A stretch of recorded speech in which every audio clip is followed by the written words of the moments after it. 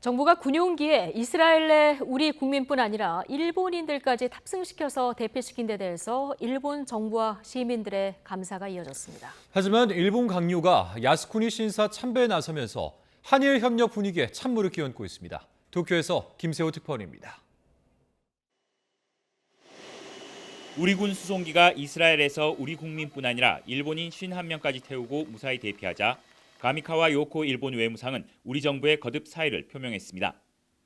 韓国政府から支援をいただいたことにつきまして、率直に心からの感謝をお伝えしたものであります。 대표적인 극우 인사인 자민당의 사토 마사이사 의원도 한국에 감사하다며 생명을 지키기 위한 작전이라고 평가했습니다. 일본 네티즌들도 SNS에서 긍정적인 반응을 쏟아냈습니다. 일본 언론들은 관련 소식을 주요 뉴스로 보도하며 한일 관계 개선이 작용했다고 전했습니다. 윤덕민 주일 대사는 국정감사에서 기시다 후미오 총리가 과거사 문제에서 최대치의 성의와 진정성을 보이고 있다고 평가했습니다. 기시다 총리 자신도 여러 가지 국내적인 그런 상황 속에서 본인이 할 수 있는 최대치의 성의를 진정성을 좀 보이고 있는 것이 아닌가라고 저는 나름대로 평가하고 있습니다. 우리 국민과 일본인 80여 명이 이번에는 일본의 자위대기를 타고 이스라엘을 빠져나왔습니다. 지난 14일 우리 정부가 일본인을 대피시킨 것에 대한 보답으로 해석됩니다. 자세한 내용 일본 연결해서 알아보겠습니다. 김세호 특파원.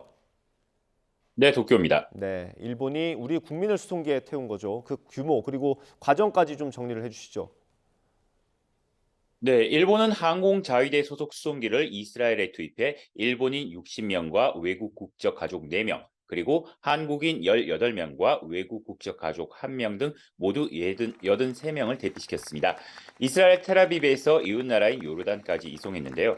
탑승자 전원은 내일 새벽 도쿄 하네다 공항에 도착할 예정입니다. 일본 정부는 탑승 좌석에 여유가 있을 경우에 대비해 우리나라를 비롯해 여러 정부의 자국민 탑승 여부를 문의해왔습니다. 일본 정부는 당시 우리나라 교민들만 탑승 의사를 밝혔다고 설명했습니다. 일본 정부 대변인의 관련 설명 직접 들어보겠습니다.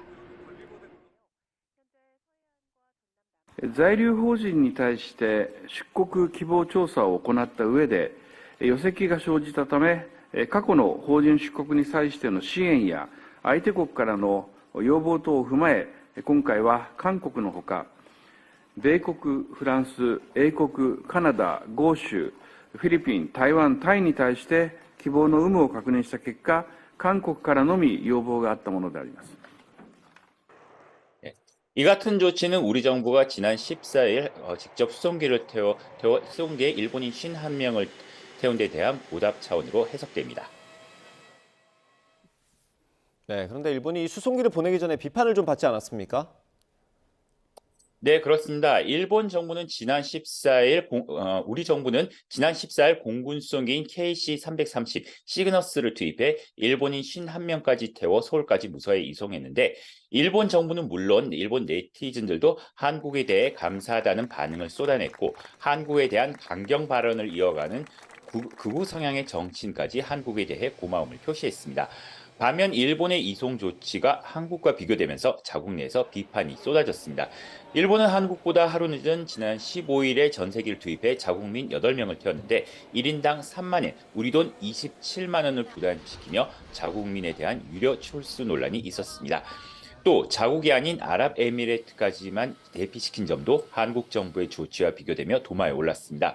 이 때문에 이번 대피에서 자위대 수송기를 투입해 무료로 대피시키기로 한 것으로 보입니다. 네, 그럼 일본 정부는 유료 대피 논란에 대해서 어떤 입장입니까? 네, 한마디로 일본 정부는 절차에 문제가 없었다는 입장입니다. 일본 정부는 당시 이스라엘을 빠져나올 수 있는 여러 옵션이 있었다며 전세기 이외에도 다른 항공편을 이용해 충분히 대피할 수 있었다는 겁니다. 좀 더 급히 빠져나오려는 자국민들은 전세기를 이용할 수 있도록 했는데 이때 무료로 할 경우 다른 비행기를 이용한 사람과의 형평성 문제가 있을 수 있다고 해명했습니다. 하지만 한국 정부는 직접 군수송기를 현장에 미리 보내 자국민 피난을 위해 최선을 다하는데 일본 정부가 자체 매뉴얼에만 집착한 나머지 세심한 배려가 부족하지 않았느냐는 비판은 좀처럼 수그러들지 않고 있습니다. 네, 다시 앞선 얘기로 돌아가면 우리나라와 도움을 주고받은 분위기가 있었던 겁니다. 그런데 일본 내각이 야스쿠니 신사를 참배했죠. 네, 그렇습니다. 그 가을 대제사 기간, 그러니까 17일에서 바로 어제까지였는데요. 이 기간 동안 일본 강요를 비롯해 일본 국회의원들이 야스쿠니 신사를 집단 참배를 강행했습니다. 지난 17일에는 기시다 후미오 일본 총리가 내각 총리 대신 기시다 후미오 명의로 공물을 복납했고, 이어 신도 요시타카 경제재생상, 다카이치 사나이 경제안보상, 니시무라 야스토시 경제산업상 등 기시다 강요들이 잇따라 야스쿠니를 찾았습니다. 또 초당파 의원 모임인 다함께 야스쿠니 신사를 참배하는 국회의원 모임 소속 의원들 약 100명 가까운 의원들이 가을 제사 기간 야스쿠니 신사를 집단 참배했습니다. 일본 강요들과 의원들의 야스쿠니 신사 참배는 어제 오늘 일은 아니지만 한일 양국이 교민 안전에 협력하며 우호 분위기가 무르익는 가운데 강행된 것인 만큼 이러한 흐름에 악영향을 미칠 수도 있다는 비판이 나오고 있습니다. 지금까지 도쿄에서 전해드렸습니다. 한국의 호감을 가진 일본인들이 11년 만에 최고 수준으로 늘어난 것으로 나타났습니다. 한일 양국의 인간 연구소인 동아시아연구원 EAI와 갤런앤피오가 제11회 한일 국민 상호 인식조사 결과를 이같이 발표했습니다. 조사는 한일 양국에서 지난 8월에서 9월 각각 성인 1,000명을 상대로 진행됐습니다. 설문에 참여한 일본인 가운데 한국에 대한 인상이 좋다 또는 대체로 좋다고 답한 응답자는 37.4%로 지난해보다 7%포인트 상승했는데 2013년 조사 이후 최고치입니다.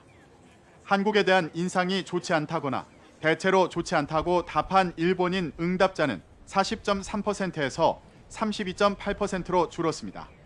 반면 일본에 대한 인상이 좋다거나 대체로 좋다고 답한 한국인 비율은 28.9%로 지난해 30.6%보다 낮아졌고, 반대로 부정적인 응답률은 52.8%에서 53.3%로 높아졌습니다. 지난 3월 윤석열 정부가 강제동원 해법안을 내놓은 뒤 윤 대통령과 기시다 후미오 총리의 정상회담이 이루어지면서 12년 만에 셔틀 외교가 재개됐습니다. 이후 한일 군사정보보호협정, 지소미아 정상화, 반도체 수출 규제 해제 등 양국의 협력 범위는 더욱 넓어지고 있습니다. 이러한 한일 관계 개선 움직임은 지난달 미 캠프 데이비드에서의 한미일 정상회의로 이어졌습니다. 마침 한일 양국이 김대중 오부치 선언을 발표한 지 25주년을 맞은 올해, 일본 정부는 지금처럼 한일 간 긴밀한 협력이 필요한 때가 없었다며 김대중 오부치 공동선언이 큰 역할을 하고 있다고 평가했습니다. 両国が未来志向の関係を構築していく上で大きな役割を果たしたと考えております。 하지만 강제 동원의 강제성과 간토 대지진 조선인 학살 부인, 부당한 독도 영유권 주장 등 끊이지 않는 역사 왜곡과 원전 오염수 해양 방류까지 곳곳에 갈등 현안이 지뢰밭처럼 남아 있습니다. 또 우리 정부의 조치에 비해 일본의 호응은 기대에 못 미치고 있다는 지적이 나오면서 일본의 전향적 입장 전환이 필요하다는 지적이 나옵니다. 일본에서 하는 노력이 그걸 받는 한국의 입장에서 받아들일 수 있는 수준이어야 하는 거잖아요. 그러면 그 받아들이는 사람들 입장에서 좀 더 생각을 해서 조금 더 적극적이고 좀 더 전향적으로 나올 수 있어야 될 것 같고요.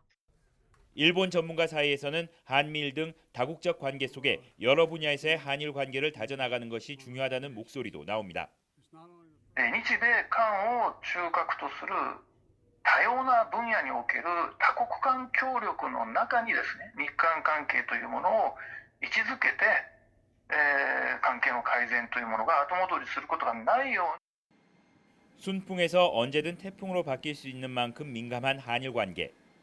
미래 지향을 강조한 김대중 오부치 공동선언이 의미를 잃지 않으려면 갈등 국면에서 한일 양측이 어떠한 방식으로 접점을 찾을 것인지에 달려 있을 것으로 보입니다. 도쿄에서 YTN 김세호입니다.